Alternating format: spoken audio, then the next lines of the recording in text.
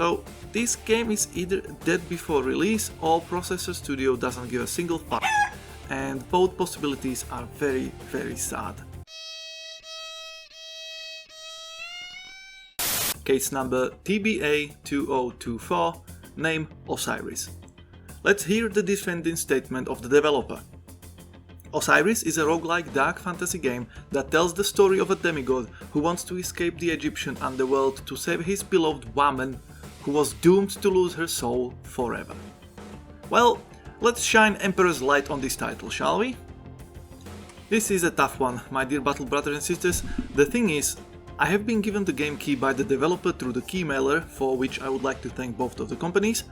Also, at the time of making this review, the game is not even available for purchase, as it has no release date.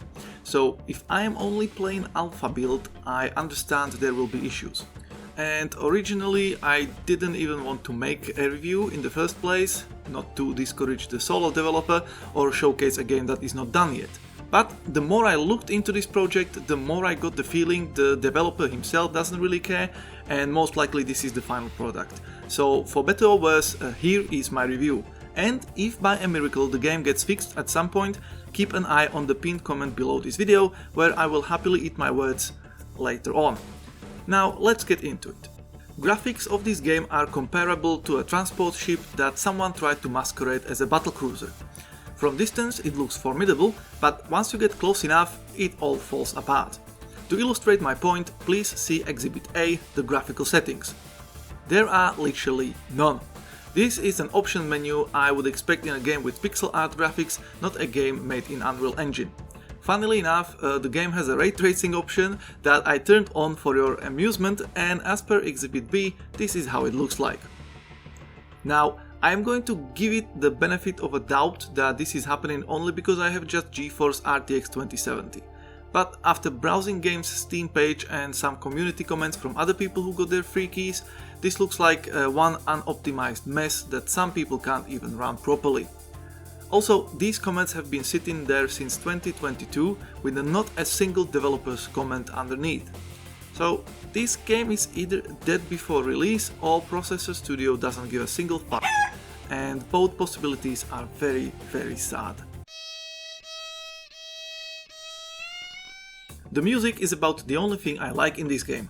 The Egyptian tunes occasionally mixed with nice heavy metal guitar riffs really slaps. Sadly, the cool music only plays during the encounter with the enemies and is so low in volume that you can't fully appreciate it. And of course there is no way to fiddle with sound options. So for the most part you will be left with one track following you through the empty halls of ancient Egypt underworld. That and occasional unskippable chit chat of our protagonist or his beloved woman. And here's the fun part. When watching the intro cutscene, I felt like something is wrong with the narrator, and the main hero too. But once the beloved woman said her initial words, it dawned on me like a holy vision of a Black Templar praying to become the next Emperor's champion. These are not real people's voices. The developer used abominable intelligence to say the lines, and it is horrendous. On one side, I would like to salute the developer for a great way how to get his game voiced without spending money on voice actors, but as you will hear in the moment, the AI is not advanced enough to provide a properly sounding responses. Here, Exhibit C, the voices. Your trust will be returned. I will make it. They're gone. See what we found. May the gods have mercy on these poor souls. Look who. Story of this game is pathetic like Drukhari pirates and is not even explained properly. You are Duat, a demigod who somehow died alongside his beloved woman, and while you ended up in the underworld, she is doomed forever for reasons that did not get explained in those very few hours I spent playing. So as a proper Chad, you challenge this fate and decide to escape the underworld while taking the soul of your love with you, I guess. Pretty basic story, but once again, this is a solo dev project, and as I have noticed with indie games, people who knows how to put a game together are usually not the most creative when it comes to storytelling and script writing, so I will ask the jury not to judge this too harsh. Unfortunately, all the characters and gods you meet along the way treat you mostly with some idiotic sentence that makes little to no sense and does not expand on the lore or story at all. Quite a shame. And the horrible English presented in game is also not helping the case. Too many grammatical and spelling errors are just a laugh in the face of high Gothic scholars, and while the AI is used to do the voice acting, I would recommend using another AI to do the spell check, please. If you think the graphics and story are bad, you are in for a treat like an orc horde discovering an occupied space Hulk, because gameplay and mechanics are also horrendous. Processor Studio doesn't hide the fact that this game is inspired with nowadays Imperial cult classic Hades. It basically wants to be Hades reskinned in Egyptian mythology and done in Unreal Engine. Sounds amazing on paper, but unfortunately this game forgot to copy the main aspect that makes Hades good: fun gameplay. For starters, there are only 3 weapons to be used: sword, spear and bow. Sword would be alright if it had proper hitboxes. Bow is downright horrible, and I found the spear being the best, only because it gives you reach and it is easier to hit multiple enemies with it. One good thing I can say is the option to throw the spear away. When recalled, it does backstab damage to enemies. An awesome idea. Originally I was wondering why would I ever want to level up backstab damage, as with sword it is nearly impossible to get behind the enemy because they automatically face you as soon as you approach them. Still, having only 3 weapons and each has only 2 types of attack, normal and heavy, and 1 special, is very bad for comparing itself with Hades, a game which has 6 basic weapons while each having 4 different iterations. There is an option to play this with the gamepad, but I would recommend against it, as you can shoot a magical missile, your girlfriend's soul, into enemies for additional damage, and that requires precision aiming. Also, comments on Steam says that controller is not working properly anyway, so yeah, mouse and keyboard it is.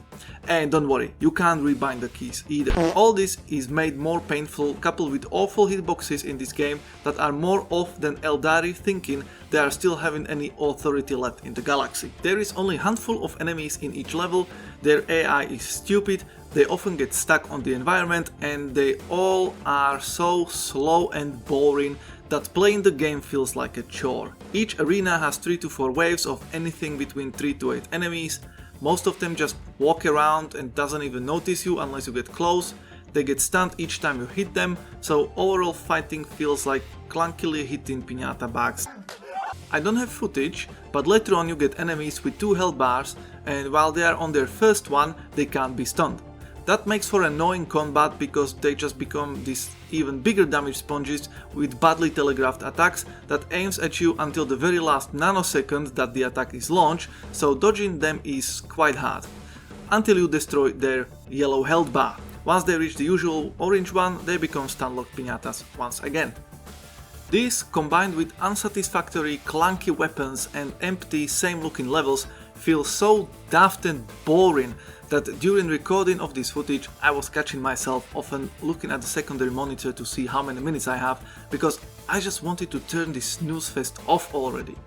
Luckily, as per Exhibit D, after about an hour the game just froze without any error message, and the only way out was to Alt F4 out of there.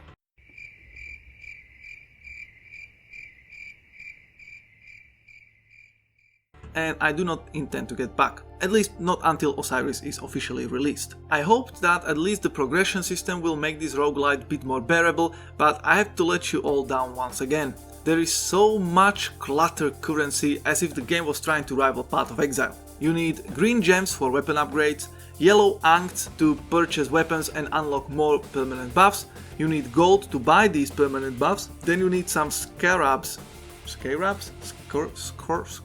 Then you need some scarabs that you need to gift 3 pieces to each god for who knows what purpose. The game only lets you give 1 scarab per encounter and it gets reset when you wipe, which is either a bug or a terrible developer choice. And then there are souls you need to upgrade, some other crap I totally forgot about, and last but not least, there are some artifacts too. But again, maybe it is bugged or I did not meet some requirement, as despite collecting at least 3 during my playtime, none of them ever showed up on this empty wall. And maybe this would not be too bad if collecting this currency was fun or exponential to your leveling up. But each enemy gives you between 1 to 5 gold. You never get more than 25 weapon upgrading gems or about 2 ankhs in your first runs, so to level up anything is awful chore that will sap the life force out of even the most avid grind enjoyer, like Tyranids sapping biomass from a planet. And the upgrades. By Sanguinius's Goldilocks, are they useless? You get literally plus 5 points of damage for an upgrade you had to grind for a few hours.